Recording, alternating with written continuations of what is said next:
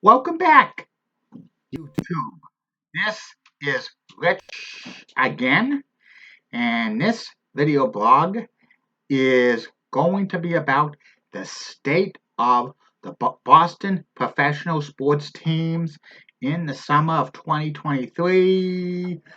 Talking about the state of the Boston Red Sox, Boston Bruins, Boston Celtics, and New England Patriots. But first, a message of interest. Don't forget, YouTube followers, listen to Crystal's Time Machine every Friday and Saturday night from 9 to 11 p.m. on WCAP 980, where everybody gets it. Crystal's Time Machine's a classic show on the radio playing oldies music from the 50s, 60s, 70s, 80s, and 90s. Can't catch the show live. Listen to the podcast exclusively on archive.org. She has podcasts going back to October 2015. Follow Crystal on various social media websites, including Facebook, YouTube, Twitter, and Instagram.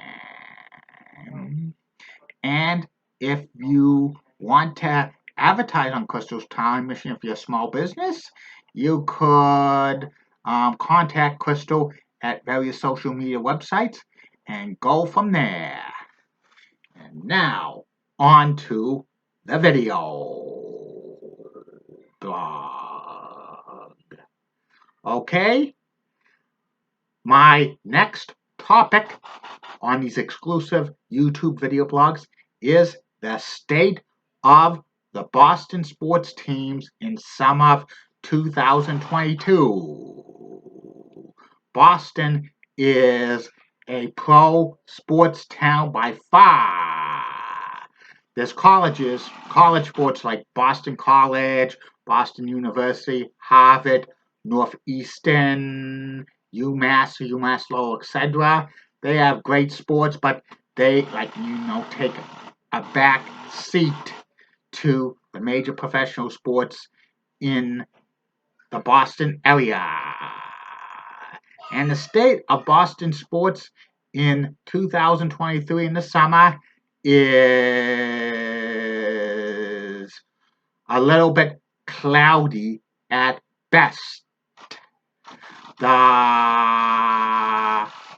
team that is currently playing right now, that is in season, the Boston Red Sox, they're at the All-Star break. They're above 500, but they are in 5th place in the AL East. But at this time of me recording the video blog, they're only 2 games out of the 3rd and final wild card in the American League. But this year, the Red Sox have been a little inconsistent with their pitching staff, and their offense is hot and cold. And this year's Red Sox, they don't have a face of the franchise that's a top player. Rafael Devers is the best player, but he's not really a face of the franchise that a lot of diehard Red Sox fans are backing. Plus, the biggest contract the Red Sox have is pitcher Chris Sale, but he's frequently injured, and there's only one more year left of his contract before he's gone. And I really think the Red Sox probably will stay the course for the rest of the season with the roster they have, and hopefully ride into the playoffs, which that's going to be very, very difficult in my humble opinion.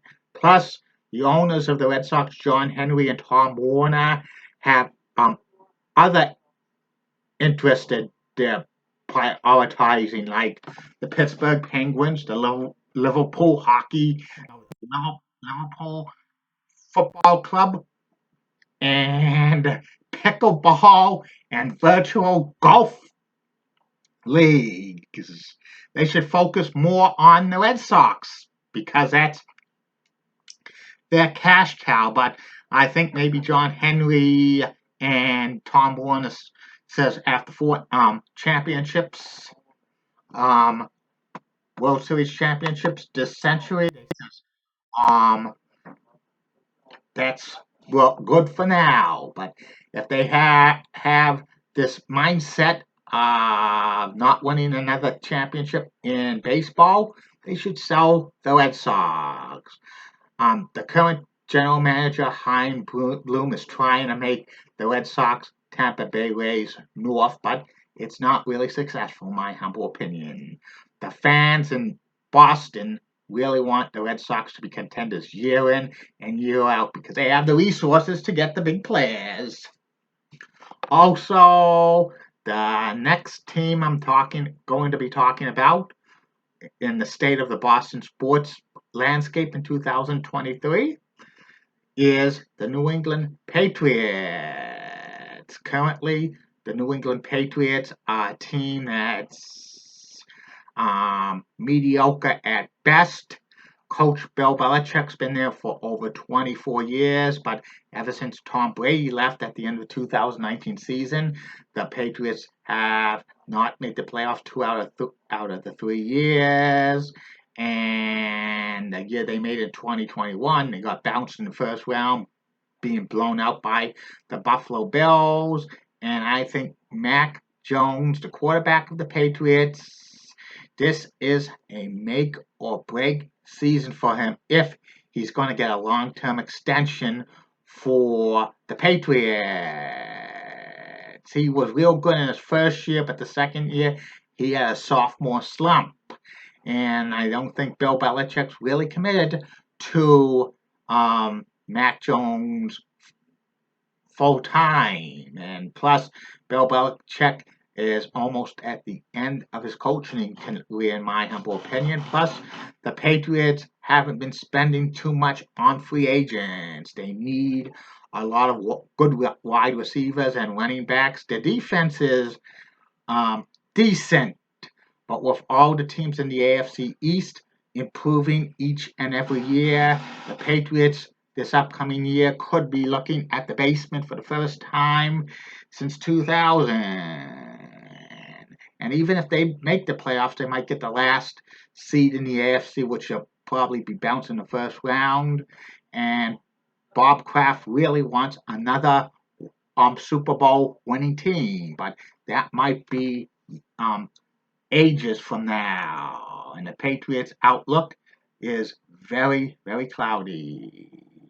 The next team on this list of the state of Boston sports teams is 2023 is the Boston Bruins. The Boston Bruins this past year had the best record in National Hockey League history for the regular season, most wins, most points, but they got bounced in the first round by the Florida Panthers in 7 games after being up 3-1 in the playoff series.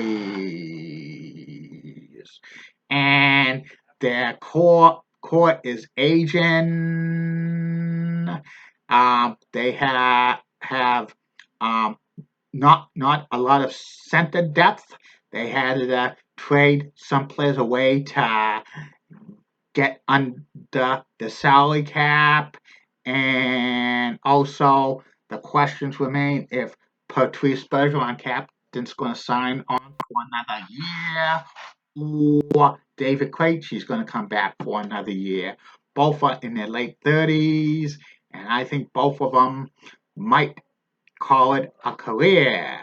But the Bruins still have some decent talent, in my humble opinion, with David Pastrnak and Brad Marchand and Charlie Coyle.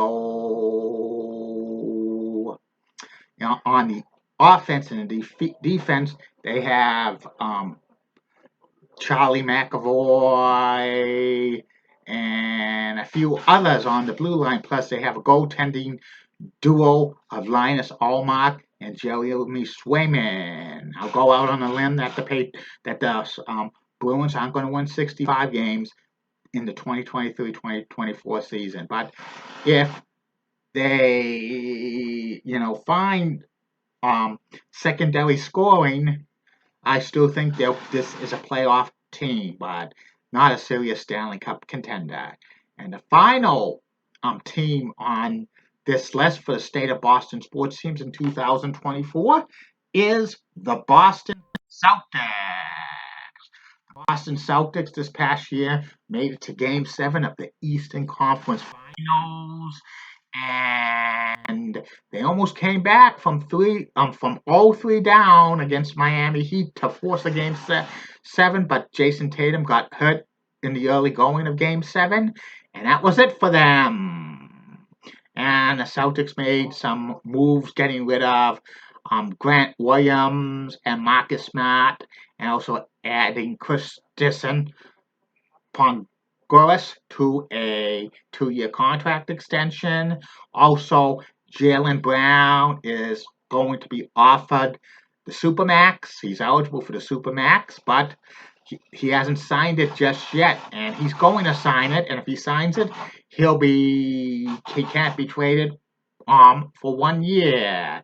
And also, Jason Tatum's going to be offered the Supermax, and he's going to sign it as well. And the window of opportunity for the Boston Celtics to win the NBA championship is either this year or next year, in my humble opinion. Because of the new CBA for the NBA, teams don't want to go through the second apron for the salary cap, like the luxury tax, because that could handcuff their future for improving their team. The Celtics have probably the best of the chance of all the 4 professional sports teams in Boston at this point to win an NBA championship. And many people are saying that there should be the odds-on favorite in the Eastern Conference, but the Milwaukee Bucks look good, the Philadelphia 76ers, Miami Heat, and a couple of other teams. So it might be tough for the Celtics to get back to the NBA Finals, but I think they're going to win the Atlantic Division once again this year and make a deep run in the playoffs. And that's about it on that.